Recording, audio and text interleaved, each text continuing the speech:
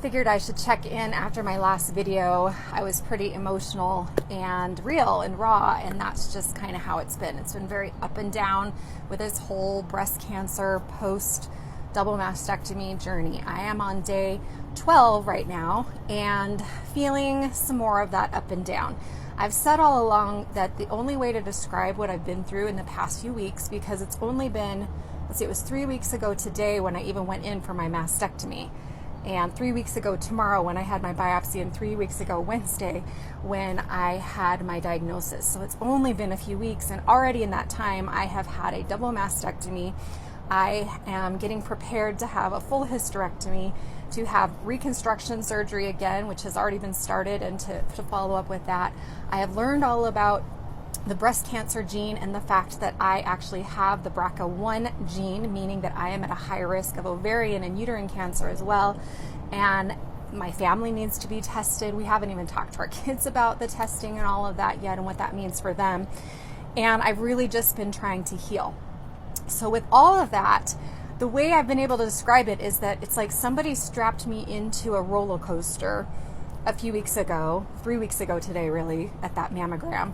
And I just have been riding it and trying to not throw up and trying to not pass out and trying to stay positive and happy while I've been riding along. And, it's like I kept thinking, after the surgery, that's when I'll be able to get off the roller coaster and start to figure stuff out. But I'm still healing and still recovering. And so if I'm being honest, I woke up today feeling well, first of all, I'd had a terrible night of sleep. I was up for hours in the middle of the night thinking about things like whether or not I was going to have chemo, which I still don't know, and how if I admit it straight out, I am afraid of that.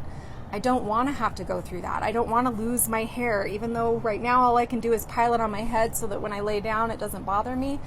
I don't want to lose my hair. I don't want to have to go through chemo, and I don't like being in bed, and I don't like being sick, and this just isn't me. I don't feel like myself. And so in the middle of the night, I was kind of trying to read scriptures and read a book that helps me and write in my journal. And then this morning I woke up and got a little bit more sleep, but still was tired, which is never the great way to start the day. But came outside here. My favorite place is on my back deck.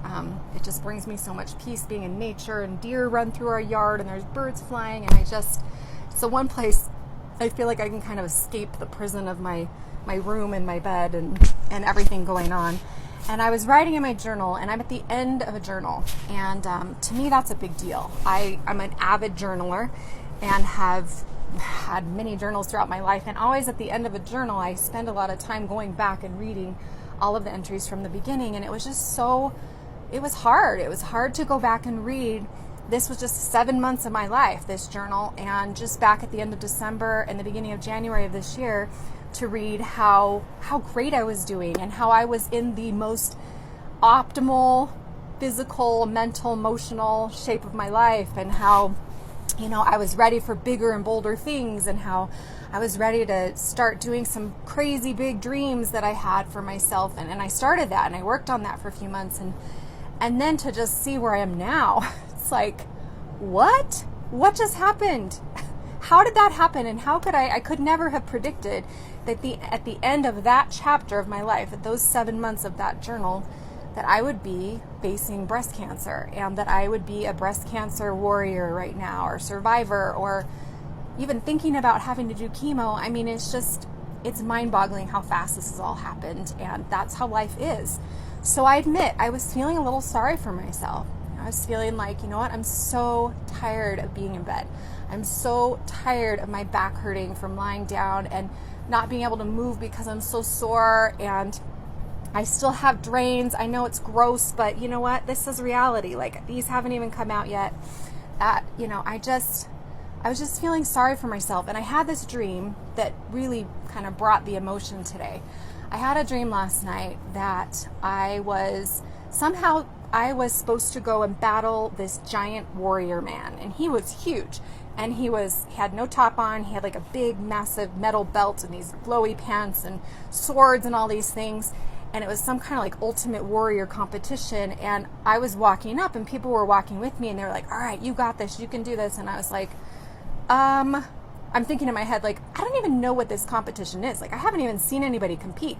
And they're announcing my name, and they're saying that I had won only 7 times, whereas this guy had been like a world champion hundreds of times. And somehow I was the underdog, and I was going to be able to come fight this guy. And as I'm like getting ready to battle, first of all, I noticed that I am topless too.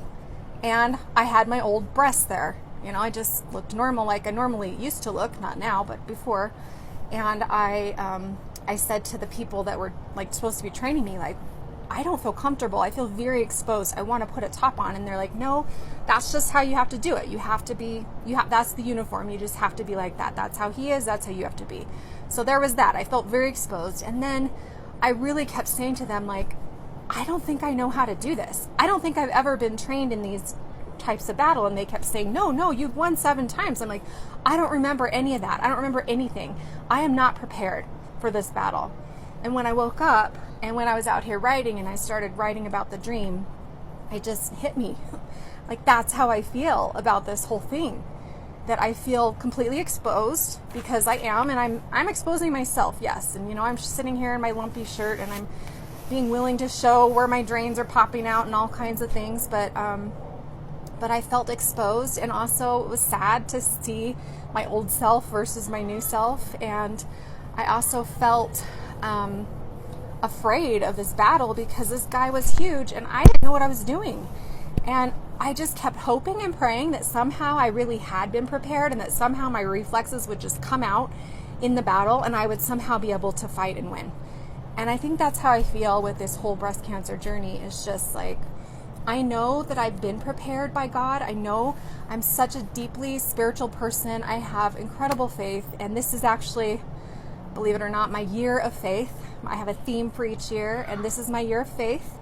You know, the year my sister died and my brother-in-law died, and we inherited their 2 kids, and went from 3 to 6 kids as I gave birth. That was my year of patience. I mean, I have an uncanny ability to pick the right theme for what I'm going to need that year. And I need incredible faith right now, and I know I have it.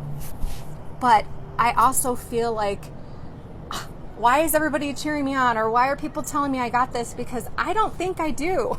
I mean, I know that God's prepared me, and that I'm like, the timing and everything that I'm learning along the way so far, and like, everything has been just a big old miracle. So that's true. But at the same time, there's that paradox of, and yes, it's a miracle. Yes, I'm prepared. And yes, I don't know what I'm doing. And I just hope my reflexes kick in and I'm able to handle it. And it brought me to tears this morning. And I was just writing in my journal, and I was writing about how sad I was that, you know, here I was at the beginning of the year feeling so ready to take on the world. And the past few months, that's what I've been doing. And I did it well. And I had to have a lot of faith for that too. But this is like a whole different thing, a whole different battle.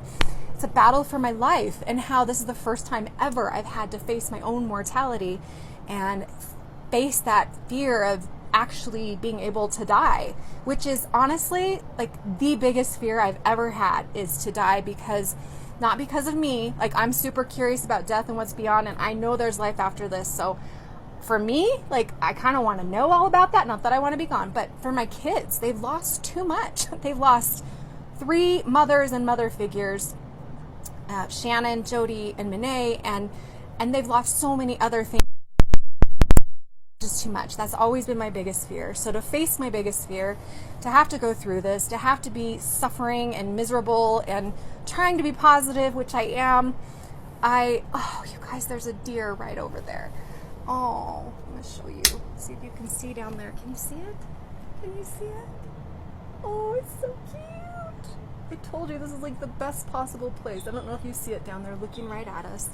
I hope you were able to see it. Anyway, the point is, as I was writing all of this in my journal and feeling kind of, you know, sorry for myself and having my little pity party because here I'm ending my journal in this way, I saw a card that Sherry from Brendan Burchard's team sent to me. Thank you, Sherry. And it has this saying that Brendan says all the time: honor the struggle. And I mean, that says it all. That says it all. I saw that, and I've seen this so many times. I've heard this so many times, and I really have honored this saying. I think it's beautiful and brilliant, and Brendan Burchard is brilliant for coming up with it. I have a shirt that says this, but never has it really spoken to me the way it did today. Because as I'm sitting there writing all the things that are hard and I'm going through, I stopped and I thought, you know what? I am honoring the struggle. I am honoring the struggle by showing up every day, by showing up when I have a dream that makes me cry, by showing up when I feel good and happy and can go for a walk around the block, yay me, by showing up when I'm super bored and just want to get out of here and I'm being a whiner and a complainer and a baby, by showing up when, you know, my kids need someone to talk to, even though I'm tired and going through stuff, by showing up in the middle of the night when I would rather be sleeping and I can't be, and just trying to make the best of it.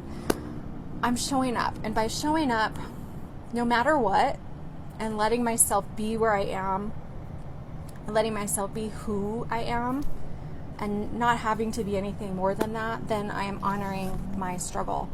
And it is a struggle, and I'm seeking to honor it in new ways each and every day. So today I want to say thank you to Brendan for the beautiful saying, and to Sherry for sending the card, so that I could remember to honor the struggle, and so that I could not only remember to honor the struggle, but to remember that I am honoring the struggle each and every day. My shirt says nope. And you know what? Usually this is more about like, nope, I'm not going to do that. Nope, sorry, can't do that, kids. Leave me alone. When I wear this, my kids are like, uh-oh, mom's going to never do anything we want her to do. But today it's like, nope, Cancer, you ain't got me. You're out of here, okay? No matter what, chemo or not, you are out of here. I will do whatever it takes. I will do whatever it takes. It's not going to be easy. It's going to be a struggle, but I'm going to honor it, and I'm going to learn through it, and I'm going to grow through it. And that's such a blessing to know that I will. I know I will.